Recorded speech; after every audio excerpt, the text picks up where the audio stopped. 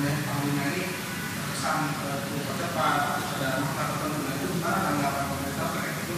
Dan terakhir, ini kan kemarin saya bilang bahwa pemilu sulit untuk diintervensi. Kan kata sulit itu berarti masih ada ruang untuk potensi intervensinya. Ini gimana upaya pemerintah dalam memastikan tidak ada intervensi dalam pelaksanaan pemilu 2024? Bagi kan itu besok kan satu pesertanya itu kan masih kontroversi. Ya, persoalan terorisme itu memang kita dari kejadian-kejadian itu ini sebenarnya memberikan awareness kepada kita semuanya bahwa masih ada jaringan itu hidup dan ideologi yang dia kembangkan atas pemikiran-pemikiran dia yang dia yakini itu ternyata masih ada di Indonesia. Jadi yang kita inginkan adalah dalam suasana kita di tengah-tengah euforia politik demokrasi tetap mewaspadai gerakan-gerakan yang berkaitan dengan terorisme.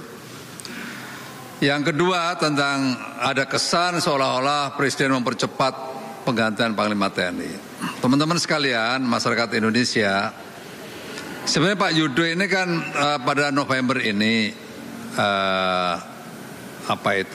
berakhir masa tugasnya, ya. Di tentara itu tradisinya begini, kalau lahirnya pada bulan November, biasanya pensiunnya itu dipensiunkan pada 1 Desember. Itu tradisi yang berjalan. Tetapi untuk pergantian panglimanya bisa saja, kapan saja, sesuai dengan kebutuhan. Nah, kebetulan Pak Yudo ini nanti seandainya ada pergantian pada bulan November, itu nggak ada masalah, ya, nggak ada masalah. Karena saya dulu lahir saya bulan 8 Juli, saya pergantiannya tanggal 8 Juli nggak ada masalah. Tetapi saya secara resmi mengakhiri tugas saya sebagai prajurit TNI itu pada 1 Agustus. Nah, itulah kira-kira bedanya. Jadi nggak ada percepatan, nggak ada upaya tetek mengeong. Memang udah waktunya begitu. Jadi pada bulan November ini bisa saja Pak Yudo diganti sebelum tanggal lahir atau setelah tanggal lahirnya, nggak ada masalah. Jadi nggak ada tendensi apapun. Ini masyarakat Indonesia jangan berimajinasi yang berlebihan lah, ya, karena itu hal yang secara tradisi di TNI berjalan dengan baik. Apakah ada intensi atau kepentingan politik? Enggak ada. Murni, saya pastikan murni itu memang masanya sudah pas seperti itu. Berikutnya tentang netralitas, teman-teman sekalian. Ya, TNI Polri sudah selalu ditekankan tentang netralitas. Dan masyarakat punya keleluasaan untuk mengevaluasi, mengkritisi, bahkan ya lebih keras lagi mungkin melihat netral atau tidak TNI Polri itu. Nah, saya pikir instrumen untuk pengawasan diserahkan sepenuhnya kepada masyarakat. Berikutnya di jajaran kabinet, ya memang kita lihat kabinet kita adalah kabinet yang warna-warni, tetapi kita pastikan, ya. Yang pertama yang ingin kita pastikan adalah pemerintahan itu harus tetap berjalan secara efektif, tidak boleh kurang di dalam memberikan pelayanan kepada publik. Yang kedua, walaupun beliau ada di kementerian, tetapi dari sisi politik praktisnya kita semuanya berharap tidak lagi menggunakan seluruh jajarannya, lembaganya untuk kepentingan politik praktis itu. Karena itu sudah jelas diatur dalam undang-undang. tidak boleh menggunakan sarana prasarana. Ya, TNI Polri juga sama, nggak boleh menggunakan sarana prasarana yang dimiliki untuk kepentingan politik praktis. Itu udah ada aturannya. Jadi apalagi mempengaruhi bawahannya untuk berpolitik praktis, itu sungguh tidak boleh.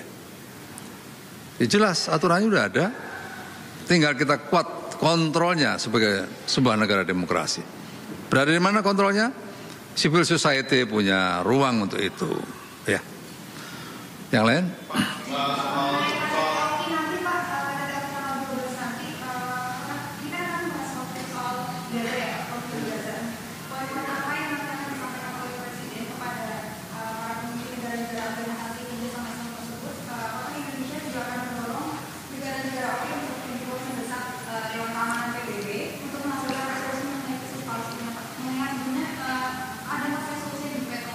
Ya, secara substansi nanti mungkin Menteri Luar Negeri akan memberikan, karena ini berkaitan dengan substansi yang akan dibicarakan dalam floor. Tetapi sikap yang paling penting adalah sikap Indonesia. Sikap Indonesia sangat clear dalam konteks ini. Bagaimana melihat situasi yang terjadi di Gaza, di Palestina. Sudah sangat clear. Dan itu sudah disampaikan oleh Pak Presiden. Dan saya pikir itu nanti juga akan bisa menjadi panduan bagi teman-teman di sekitaran Oki itu. Pak, soal tadi netralitas TNI Polri, berita yang paling baru di DPC PDIP Solo itu ada polisi yang kemudian datang ke DPC PDIP. Secara melihatnya sebagai intervensi dari Polri terhadap PDIP. Dan itu juga Pak Emil sendiri juga tidak pernah, walaupun memang polisi sudah minta maaf. Ini apa yang sudah terjadi Pak? Dari KSP sendiri bisa melakukan hal itu? Saya pikir begini teman-teman sekalian ya, kalau ada pelanggaran-pelanggaran itu dianggap sebagai pelanggaran, saya pikir masyarakat bisa komplain itu. Okay. Tuh. Kalau garisnya sangat jelas kok. Sangat jelas. Presiden sangat jelas berkali-kali mengatakan posisi TNI dan Polri sangat clear. Tetapi kalau di bawah ada umpamanya ada hal-hal yang menyimpang dari arahan presiden, nah, itu masyarakat bisa komplain itu. Ya. Tapi artinya tidak membantah atau tetap memastikan bahwa Polri ini tidak intervensi masalah partai politik. Karena kan ini jangan menjadi polisi ke DPC PDIP. Bahkan kalau tulisannya nggak pernah. Iyalah nggak ada lah itu. Sama sekali nggak ada lah. Seorang pimpinan di TNI Polri yang memberikan petunjuk, apalagi ini berkaitan dengan partai politik ya. Yang saya pahami selama ini nol lah itu, jauh sekali itu. Ya. Tapi kalau seandainya umpamanya ada prajurit di bawah salah melakukan sesuatu ya, itu sanksinya cukup yang bersangkutan karena bukan menjadi sebuah kebijakan secara garis komando begitu.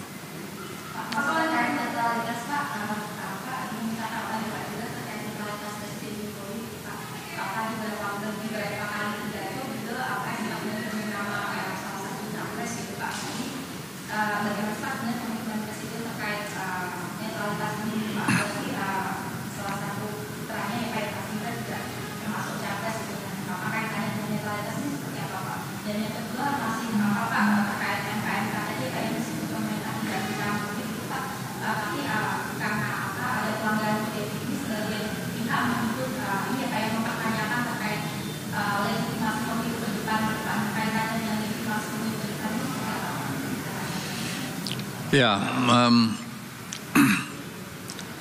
sepanjang yang saya tahu, beberapa kali beliau berbicara dengan saya, ya, dan saya juga lapor kepada beliau, Pak, saya pada posisi yang netral dalam pemilu kali ini. Ya, sama, kita netral. Presiden selalu mengatakan begitu, ya, posisinya seperti itu. Jadi, tolonglah ini dipahami secara utuh, ya, karena kalau enggak nanti ya selalu mengartikan bahwa pemerintah atau presiden tidak netral begitu. Tapi yang saya pahami seperti itu, ya.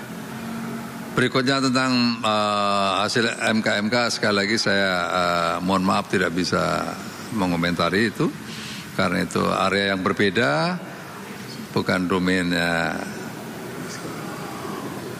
pemerintah, gitu ya.